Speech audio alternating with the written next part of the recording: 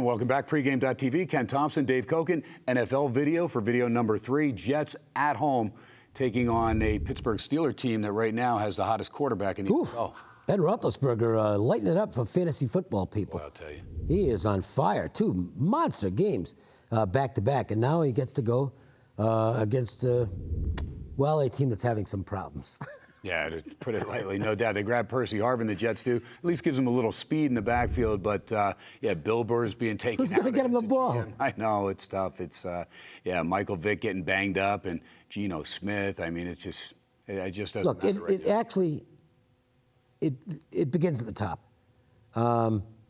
Woody, I think, would like to win, but I don't think he's got a clue. He keeps hiring guys that just aren't very good as the GMs. Mike Tannenbaum didn't exactly set the world on fire.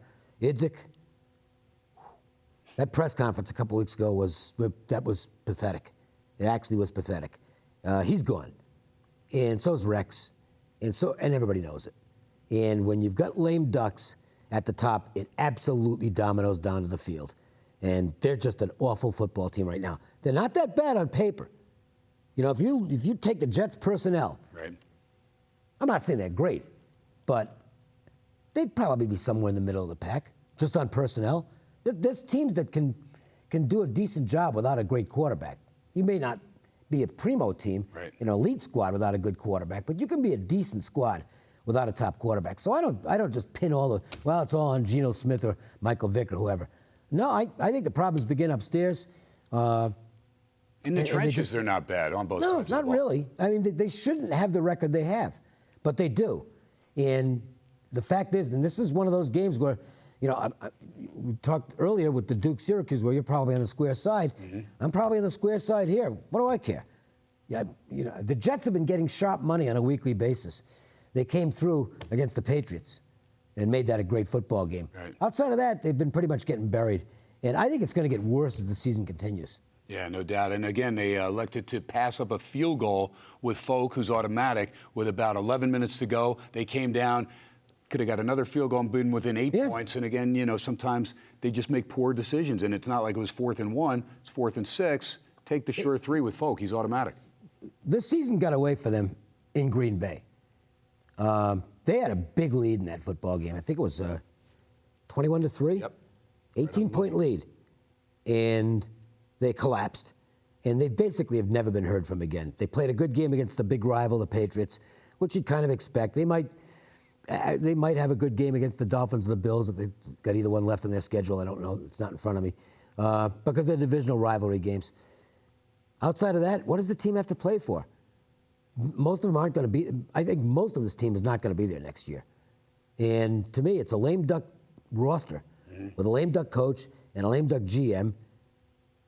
That's not a team I want to bet on. And now I've got the Steelers coming in blazing hot all of a sudden. I think I'll go with the hot team. There you go. All right, Dave Cokin, he's going to go ahead. He's going to make it official.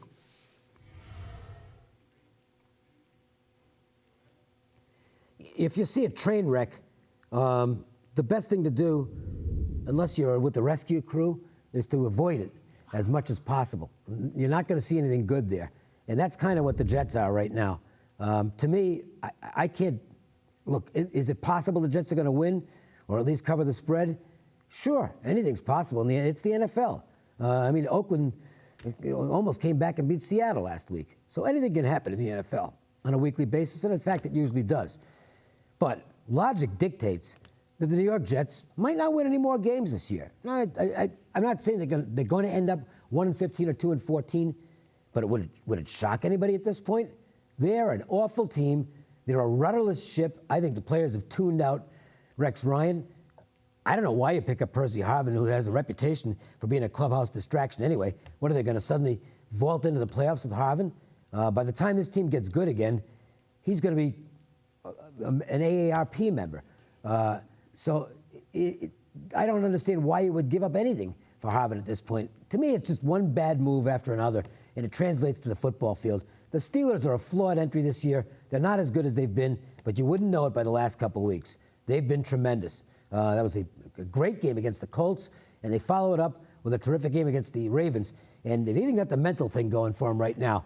They screwed the Ravens up by turning it into an alley fight in that game this past weekend. It's a 7-0 Baltimore game, and the Ravens are looking pretty good. And the Steelers just got down and dirty, and they got the Ravens out of their game. They completely fried them mentally, and all of a sudden Baltimore is looking to get in a fight rather than play a football game. And from that point on, the Steelers dominated the game. I don't think this is a difficult game for Pittsburgh, and that's kind of the scary part, because you know what happens when it looks too easy. It never is. But I think it will be in this time. I want to go against the Jets. I'll take the Steelers minus the points. Yeah, and you're right. You hit it spot on, though, that Ravens game. I mean, 7-0 Baltimore cruising, and all of a sudden, Pittsburgh takes them out of their game. Unbelievable how that game changed on a dime. And that was all intentional. All right? You know, Baltimore's better than Pittsburgh. Okay, they are. They just are. Sorry, Steelers fans. Baltimore's got a better roster. But it shows you how big the mental part of the game is, because once the Steelers got in their heads and got them out of their routine and into this hockey game without skates, Pittsburgh was a lot better at that point. So it shows you how important what's between the ears is when it comes to winning football games. When Pittsburgh's got the running game going, it's because the pass is opening it up, and they're not just Antonio Brown now. You're seeing Davis Bryant, the youngster out of Clemson. We thought he was going to be good. And they get Bell out into space. They do a real nice job of getting him out into space. We were talking about this on Monday on the radio show with Matt Newmans. I never envisioned this coming out of Michigan State.